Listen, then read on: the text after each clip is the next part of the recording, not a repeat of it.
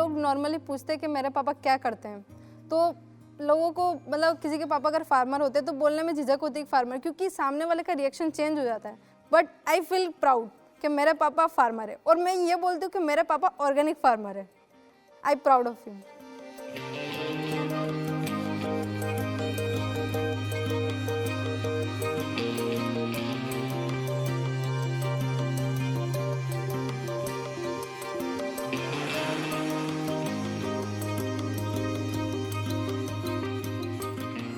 हजारों हकीकतों से ज्यादा ताकतवर होता है एक सपना।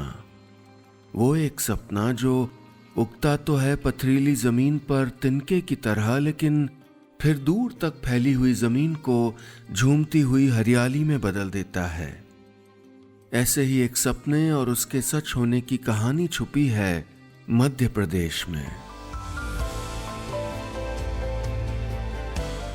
भारत के शानदार अतीत की अनगिनत ऐतिहासिक निशानियां समेटे है मध्य प्रदेश का मंदसौर जिला। वो जिसकी जमीन शौर्य और सद्भाव की सैकड़ों कहानियों की गवाह है। लेकिन ये कहानी है कुदरत की बनाई इसी खूबसूरत तस्वीर मंदसौर के सुवासरा गांव में रहने वाले अर्जुन पाटीदार की कहानी। अर्जुन वो हैं जिन्होंने जिंदगी के अंधेरों में सबसे मुश्किल रास्तों पर बढ़ते हुए अपने उन सपनों को सच किया जिनमें उनकी प्यारी बेटी की शिक्षा थी, पत्नी के चेहरे पर खनकती मुस्कुराहट थी, लहलहाते खेत थे और थी अपने साथी गांव वालों की बेहतर जिंदगी की ईमानदार ख्वाहिश। हमारे यहाँ की ज़मीन बिल्कुल ऊबड़ खाबड़ है और पथरीली है। यहाँ पर मिट्टी नहीं है। आप जो मिट्टी देख रहे हैं ये मिट्टी नेचुरल नहीं है। इस पर मिट्टी हमने दूसरी जगह तालाब से ला करके डाली हुई है। सीढ़ीदार खेत है सारे, तो हमारा सबसे ज़्यादा खर्च यहीं पे चलता है। और ज़्यादा बारिश होती है तो इनको मेड़बंदी करना पड़ती है, क्योंकि ज़्यादा बारिश की वजह से क्या होता है कि पानी के साथ मिट्टी भी बह के नीचे चली जाती है। दूसरा ये है कि यहाँ पर पानी का लेवल काफ़ी नीचे है। मंदसौर ज़िले में वैसे भी रेड जोन में है, और बोरवेल लगाने के बाद उसको निकालना उतना ही मुश्किल होता है, क्योंकि उतने हाथ पावर के ट्यूबवेल चाहिए, मोटर चाहिए, और जो पानी आता है वो काफ़ी गर्म आता है। तो उसको पहले कुएं में डाल के ठंडा करना होता है, और ठंडा करने के बाद फिर उसको खेत में दिया जाता है। जब मैं मंदसौर से कोटा गई तो मुझे बहुत ज़्यादा डिफरेंट लगा। वहाँ पे पूरा चेंज हो गया था माहौल। यहाँ पे कितना नेचुरल मतलब माहौल था। पीछे घर के पीछे बहुत सारे पेड़ पौधे हैं, वहाँ पे पेड़ पौधे तो थे ही नहीं बिल्कुल भी। मतलब जितनी नेचुरल एयर यहाँ की है उतनी कोटा की नहीं है। फील्ड में मम्मी पापा का हाथ बटाती हूँ, जैसे ट्रैक्टर चलाती हूँ तो उससे पापा को काफ़ी हेल्प होती है। उनकी वैसे कमर भी दुखती है तो उससे उनको हेल्प भी होती है। मुझे बहुत अच्छा लगता है कि ये इतनी मेहनती है और इतनी तरक्की कर रहे हैं, और इसके पीछे मैं करती हूँ तो मुझे बहुत खुशी होती है कि आज मुझे इतने अच्छे मेहनती पति मिले। सफर की चढ़ाई में बेहिसाब मुश्किलें थीं और जमीन बेहद पथरीली, लेकिन अर्जुन पाटीदार के पांव के छाले उनकी आंखों में पल रहे सपनों को रोक नहीं पाए। पिताजी के बाद जब खेती की विरासत कंधों पर आई तो ये वही दौर था जब गांव की मिट्टी की उर्वरक क्षमता लगभग खत्म हो गई थी। वजह थी इलाके में हो रहे केमिकल उत्पादों का बेतहाशा इस्तेमाल। जमीन तकरीबन बंजर हो गई और साथ ही बंजर हो गई थी तमाम किसानों की किस्मत भी। लेकिन नाउमीदी के इस दौर में भी एक पिता अपनी बेटी के सुनहरे कल का ख्वाब बुन रहा था। वो भी तब जब सूखे हुए खेत की तरफ उठती हर नजर ने यही कहा था, बेटी की पढ़ाई की चिंता छोड़ो और ये सोचो कि शहर जाके क्या काम करोगे, क्योंकि खेती तो अब यहां होने से रही। एक समय सीमा होती है किसी फसल की। जब सोयाबीन का दौर चला तो सारी फसलें जो धीरे धीरे ख़त्म हो गई। अब सोयाबीन लगातार लगाते जा रहे हैं किसान, तो उसकी वजह से क्या हुआ कि एक तत्व ज़मीन से निकलता जा रहा है और उसकी पूर्ति वापस नहीं हो पाई। तो जैसे ही उपज घटना शुरू हुई, लोगों ने रासायनिक खादों की मात्रा बढ़ाना शुरू कर दी।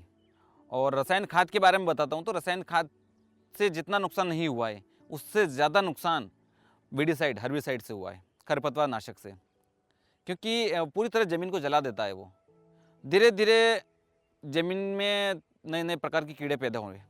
ऐसी ऐसी इल्लियाँ आ गई है जिनका नाम भी नहीं सुना था।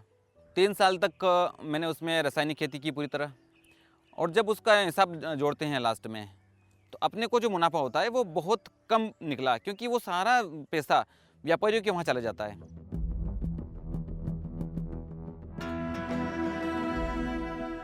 नजर की हद तक फैली जमीन पर बेबसी की पीली उदास चादर थी।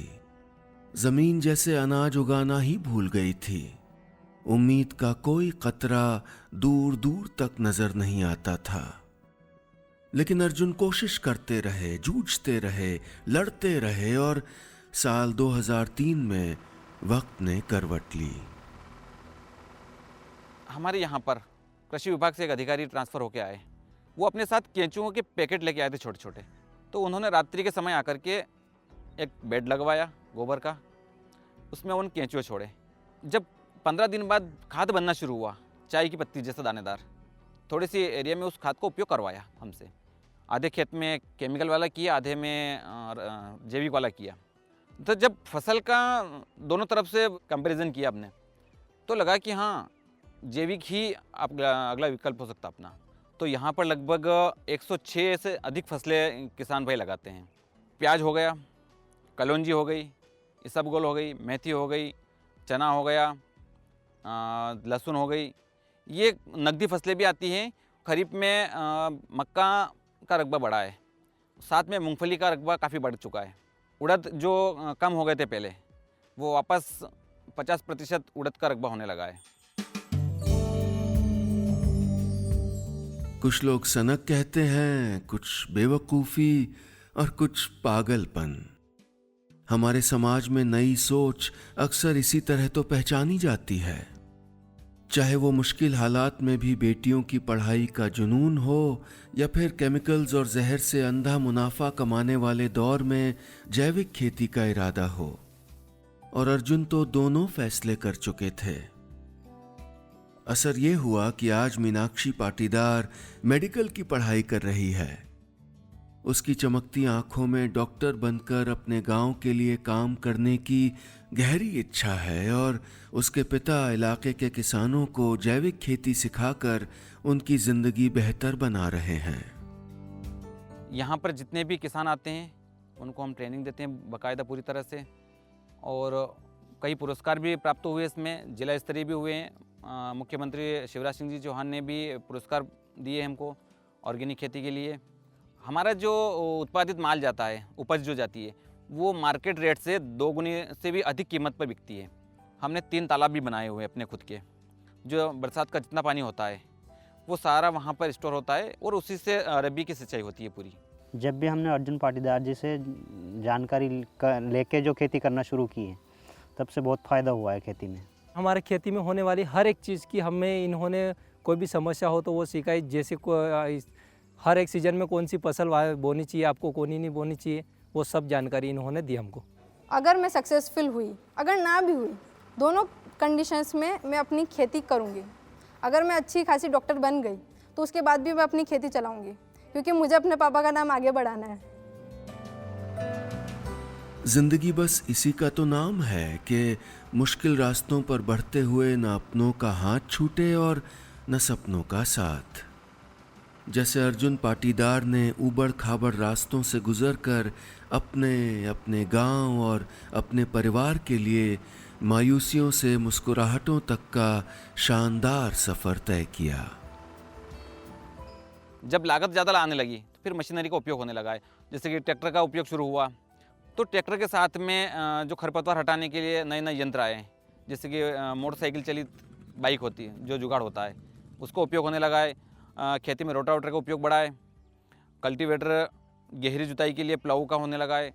जो काम मजदूरों से करना होता है वो मजदूरों से करवाते हैं, और जहाँ मशीनरी का उपयोग किया जाता है वहाँ मशीनरी का उपयोग होता है।